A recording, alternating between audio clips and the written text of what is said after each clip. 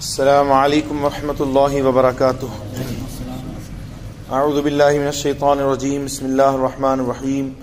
درود پاک پڑھیں۔ اللہم صلی علی سیدنا و کریمنا و شفیعنا و حبیبنا محمد وعلی آلہ وصحبہ وبارک وسلم، صلاۃ و سلام علیک یا رسول اللہ صلی اللہ علیہ وسلم۔ نماز استخارہ۔ بعض اوقات آدمی کو اپنے کام میں یہ تردد و تذبذب ہوتا ہے کہ کام یہ کروں یا نہ کروں، تو دل میں ایک طرح کا شبہ ہوتا ہے یہ کام مجھے راس آئے گا یا نہیں۔ مثلا سفر پر جانا یا کسی رشتے کو منظور کرنا چاہتا ہے، یا شادی بیاہ وغیرہ ایسی ہی کوئی تقریب انجام دینا چاہتا ہے، لیکن دل میں طرح طرح کے خیالات آتے ہیں، آدمی گھبرا جاتا ہے کہ کیا کروں کیا نہ کروں۔ ایسے موقعوں کے لیے شریعت میں نماز استخارہ آئی ہے۔ اس نماز کا پڑھنے والا خواہ مرد ہو یا عورت گویا کہ اپنے رب عز و جل سے مشورہ لیتا ہے، امید ہے کہ وہ نامراد نہ ہوگا۔ صحابہ کرام رضوان اللہ علیہم اجمعین سے روایت ہے کہ رسول اللہ صلی اللہ تعالی وسلم ہمیں تمام کاموں میں استخارہ کی تعلیم فرماتے تھے، جیسے قرآن کی سورت تعلیم فرماتے تھے۔ استخارہ کا وقت اس وقت تک ہے کہ ایک طرف رائے پوری جم نہ چکی ہو، اور جب کسی طرف رائے جم جائے یا ارادہ پکا ہو جائے تو اب استخارہ کرنے کا کوئی مطلب نہیں ہے۔ استخارہ اس وقت ہے کہ آدمی تذبذب کا شکار ہے، کروں نہ کروں میں ہے، تو اس کے لیے استخارہ ہے۔ نماز استخارہ کا طریقہ یہ ہے کہ جب آدمی کسی کام کا ارادہ کرے تو پہلے 2 رکعت نماز نفل پوری توجہ سے پڑھے، پھر خوب دل لگا کر یہ دعا پڑھے، اور یاد رہے کہ کوئی بھی دعا بغیر درود شریف کے قبول نہیں ہوتی، لہٰذا یہ دعا پڑھتے وقت شروع میں اور آخر میں درود شریف ضرور پڑھیں۔ وہ دعا یہ ہے: اللہم انی استخیرک بعلمک واستقدرک بقدرتک واسألک من فضلک العظیم فإنک تقدر ولا اقدر وتعلم ولا اعلم وانت علام الغیوب۔ اللہم ان کنت تعلم ان هذا الامر خیر لی فی دینی ومعاشی وعاقبت امری وعاجل امری وآجلہ فاقدرہ لی ویسرہ لی ثم بارک لی فیہ، وان کنت تعلم ان هذا الامر شر لی فی دینی ومعاشی وعاقبت امری وعاجل امری وآجلہ فاصرفہ عنی وقدر للخیر حیث کان ثم ردینی بہ۔ اے اللہ، میں تجھ سے استخارہ کرتا ہوں تیرے علم کے ساتھ اور تیری قدرت کے ساتھ، طلب قدرت کرتا ہوں، اور تجھ سے تیرے فضل عظیم کا سوال کرتا ہوں، اس لیے کہ تو قادر ہے اور میں قادر نہیں، اور تو جانتا ہے میں نہیں جانتا، اور تو غیبوں کا جاننے والا ہے۔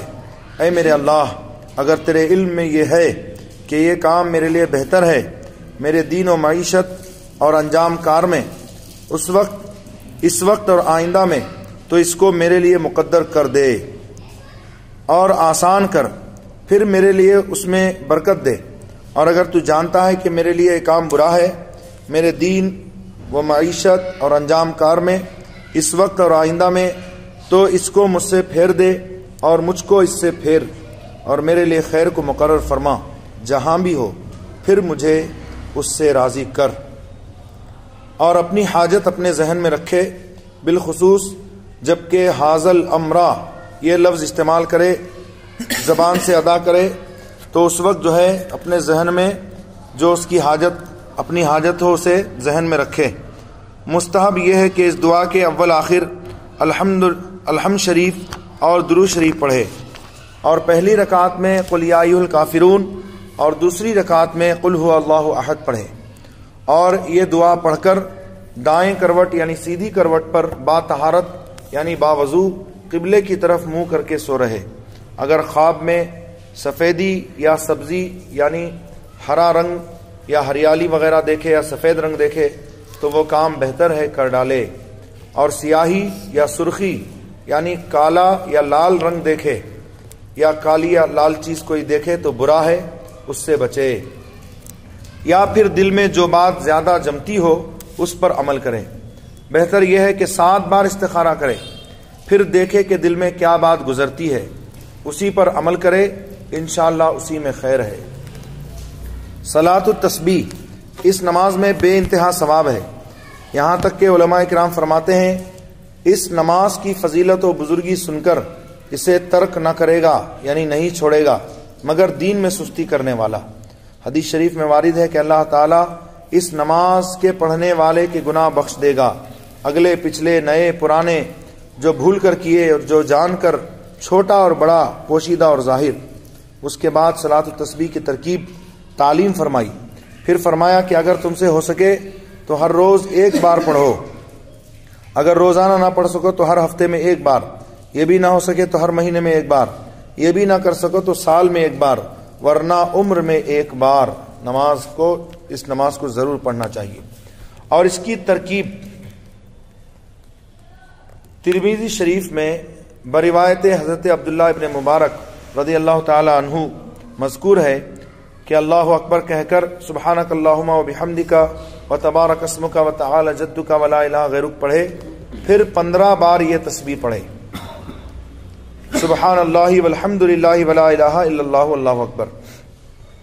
پہلے نیت کرنا ہے، اس کے بعد تکبیر تحریمہ اللہ اکبر کہہ کر نیت باندھ لے، ثنا پڑھے، ثنا پڑھنے کے بعد 15 مرتبہ یہ تسبیح پڑھے، سبحان اللہ والحمد للہ ولا الہ الا اللہ واللہ اکبر۔ پھر اعوذ باللہ اور بسم اللہ، الحمد شریف اور سورت پڑھ کر 10 بار یہی تسبیح پڑھے۔ کتنی مرتبہ ہو گئی؟ 25۔ پھر رکوع کرے اور رکوع میں سبحان ربی العظیم 3 مرتبہ کہنے کے بعد 10 مرتبہ یہی تسبیح پڑھے، ہو گئی 35۔ پھر رکوع سے سر اٹھائے اور سمیع اللہ لمن حمدہ ربنا ولک الحمد کہنے کے بعد 10 بار کہے، 45 مرتبہ ہو گیا۔ پھر سجدے کو جائے اور سبحان ربی الاعلیٰ 3 مرتبہ کہنے کے بعد اسی تسبیح کو 10 بار کہے، 55 مرتبہ ہو گئی۔ پھر سجدے سے سر اٹھا کر جب 2 سجدوں کے درمیان بیٹھے تو یہی تسبیح 10 بار پڑھے، 65 مرتبہ ہو گئی۔ پھر سجدے کو جائے اور سجدے کی تسبیح پڑھنے کے بعد 10 مرتبہ یہ تسبیح پڑھے، تو اس طرح 75 ہو گئی۔ یوں ہی 4 رکعت پوری کرے، اس طرح ہر رکعت میں 75 مرتبہ اور 4 رکعت میں 300 تسبیح ہوئیں، اور رکوع میں سبحان ربی العظیم اور سجدے میں سبحان ربی الاعلیٰ کہنے کے بعد یہ تسبیحات پڑھے۔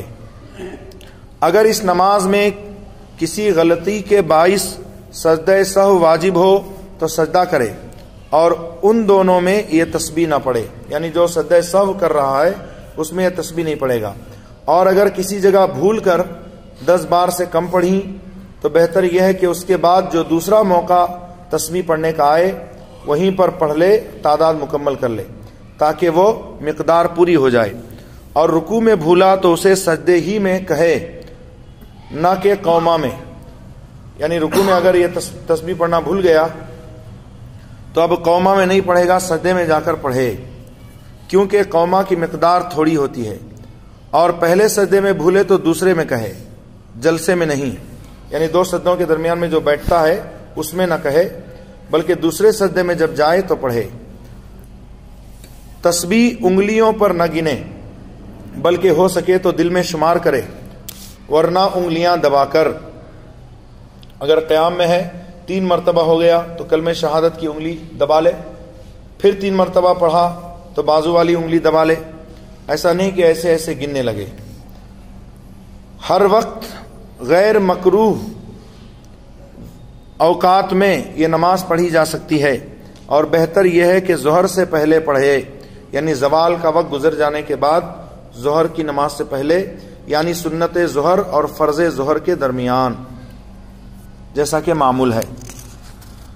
اور زوال کے بعد سنت سے پہلے بھی اگر پڑھنا چاہے تو پڑھ سکتا ہے۔ نماز حاجت، جب کوئی حاجت پیش آئے تو اس کے لیے 2 یا 4 رکعتیں پڑھے۔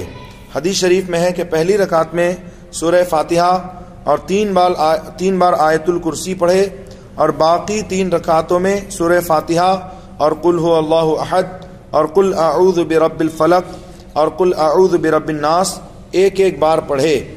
تو یہ ایسی ہیں جیسے شب قدر میں 4 رکعتیں پڑھیں۔ بزرگان دین فرماتے ہیں ہم نے یہ نماز پڑھی اور ہماری حاجتیں پوری ہوئیں۔ نماز کے بعد دعا مانگنے سے پہلے اور اس کے بعد درود شریف ضرور پڑھے۔ قضائے حاجت یعنی حاجت پوری ہونے کے لیے ایک مجرب نماز جو علماء کرام میں معمول رہی اور ہمیشہ پڑھتے آئے صلاۃ الاسرار یعنی نماز غوثیہ ہے، جو ملا علی قاری اور شیخ محقق عبدالحق محدث دہلوی اور دوسرے علماء کرام علیہم الرحمت والرضوان حضور سیدنا غوث اعظم رضی اللہ عنہ سے روایت کرتے ہیں۔ اس نماز کی ترکیب یہ ہے کہ بعد نماز مغرب سنتیں پڑھ کر 2 رکعت نماز نفل پڑھے، اور بہتر یہ ہے کہ الحمد کے بعد ہر رکعت میں 11 بار قل هو اللہ احد پڑھے۔ سلام کے بعد اللہ عز و جل کی حمد و ثنا کرے، پھر نبی کریم صلی اللہ علیہ وسلم پر 11 بار درود و سلام عرض کرے، اور 11 بار یہ کہے یا رسول اللہ یا نبی اللہ اغثنی وامددنی فی قضاء حاجتی یا قاضی الحاجات۔ پھر عراق کی جانب 11 قدم چلے۔ عراق مدینہ طیبہ سے تھوڑا اس طرف کو ہے، تو 11 قدم چلنا ہے۔ ہر قدم پر یہ کہے یا غوث الثقلین و یا کریم الطرفین اغثنی وامددنی فی قضاء حاجتی یا قاضی الحاجات۔ پھر حضور سیدنا غوث اعظم رضی اللہ عنہ کے وسیلے سے اللہ عز و جل سے دعا کرے، انشاءاللہ تعالی جلد مراد کو پہنچے۔ امام اجل ابو الحسن نور الدین اپنی مشہور کتاب بہجت الاسرار شریف میں حضور سیدنا غوث اعظم رضی اللہ عنہ سے روایت کرتے ہیں کہ سیدنا سرکار غوث پاک رضی اللہ عنہ ارشاد فرماتے ہیں جو کوئی سختی میں میری دہائی دے وہ سختی دور ہو جائے، اور جو کسی مشکل میں میرا نام لے کر ندا کرے وہ مشکل حل ہو جائے، اور جو کسی حاجت میں اللہ عز و جل کی طرف مجھ سے توسل کرے یعنی مجھے وسیلہ بنائے اور مجھے وسیلہ بنا کر دعا کرے تو وہ حاجت پوری ہو۔ مولا عز و جل ہم سب کو آپ کی برکات سے مالا مال فرمائے۔ وما علینا الا البلاغ المبین وآخر دعوانا الحمدللہ رب العالمین صلاۃ والسلام علی سیدنا محمد وآلہ وصحبہ اجمعین یا الہ العالمین۔ جو درس ہوا اپنے کرم سے اسے اپنے حبیب علیہ السلام صدقے سیدی سرکار غوث پاک کے وسیلے سے اپنی بارگاہ میں قبول فرما۔ ہم سب کو ان باتوں پر عمل کرنے اور ان نمازوں کو ادا کرنے کی توفیق عطا فرما۔ ہمارے صغیرہ کبیرہ گناہوں کو معاف فرما، دل کی گندگیوں کو دور فرما، یا اللہ ظاہر و باطن کو صاف و ستھرا فرما۔